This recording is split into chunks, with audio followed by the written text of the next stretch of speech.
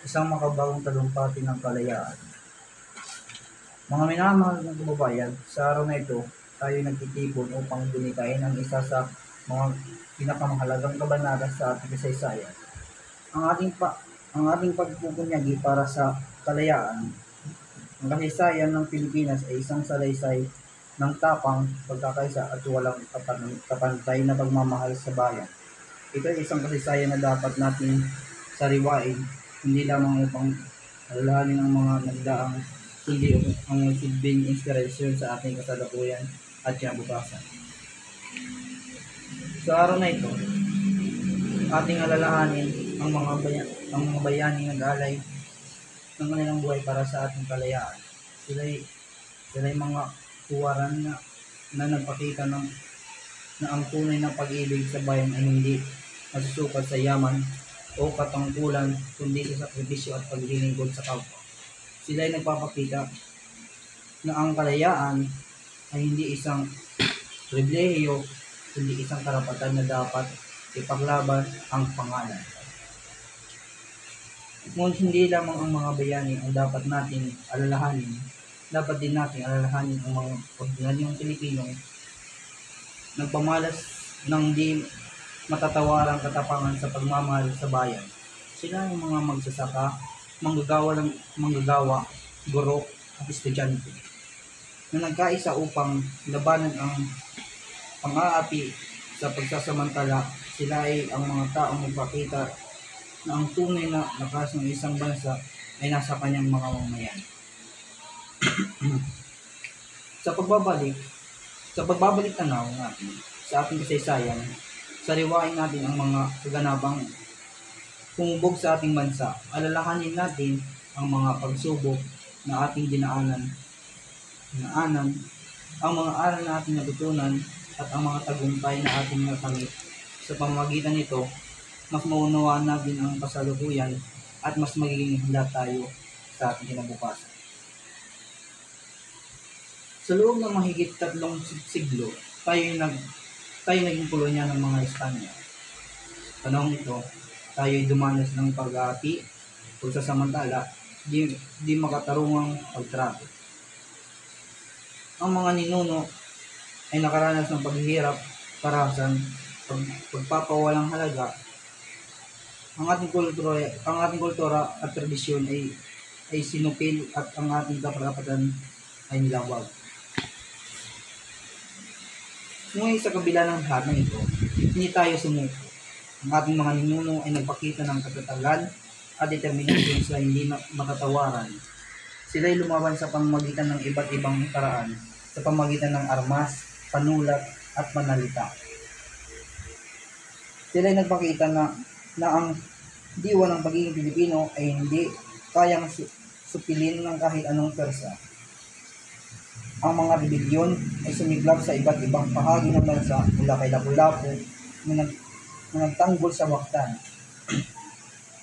hanggang kay Daguhoy na nag-alsa ng Sabuhol. Ang ating kasaysayan ay puno ng mga halimbawa ng paglaban sa kolonyalismo.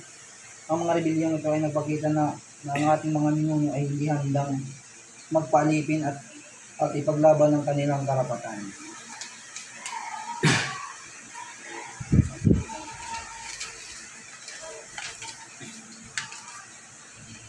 Ito. Sa gitna ng pag-aapi, sumibol ang kilusang propaganda. Ito ay isang kilusan ng mga intelektuwal na Pilipino na naghanda ng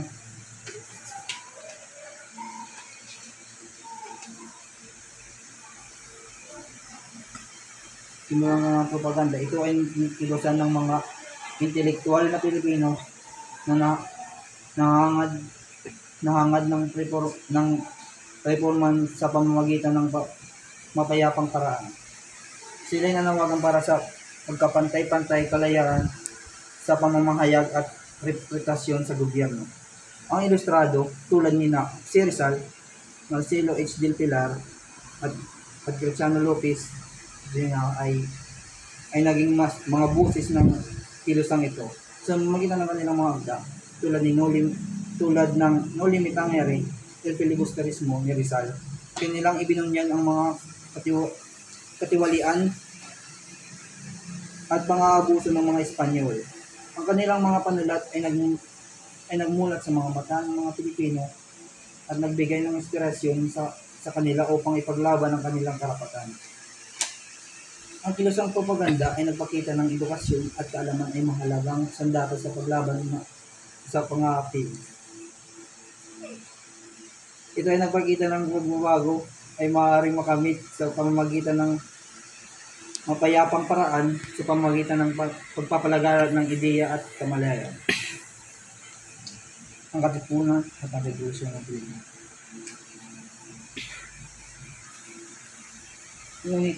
Ngunit lang ang mga mapayapang paraan sa paraan na hindi sapat sumiklab sa revolusyon ng Pilipinas. Sa pamumuno ni Andres Bonifacio, itinatag ng katipunan isang lihim na samahan. Naglalayong makamit ng kalayaan sa pamamagitan ng armadong pakikibaka. Ang katipunan ay nagpakita na ang kalayaan na hindi basta-basta ibinibigay, ito'y dapat ipaglaban. Sila ay naging organisa, nagplano, at buong tapang na humarap sa mga Espanyol. Ang kanilang katapangan at pagmamahal sa bayan ay nagpaalam sa puso ng mga Pilipino at nagbigay daan sa masiklam ng revolusyon. Ang revolusyon ng Pilipino ay isang mahalagang kabanata sa ating kasaysayan. Ito'y nagpakita na ang ating mga ninuno ay handang magbuwis ng buhay para sa kalayaan. Ito'y nagpakita na ang pagkakaisa at determinasyon ay maaaring magtagumpay laban sa kahit anong persa.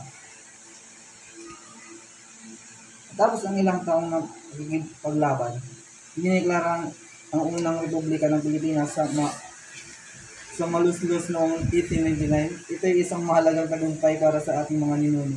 Isang patunay na kaya nating pamahalaan ng ating sarili.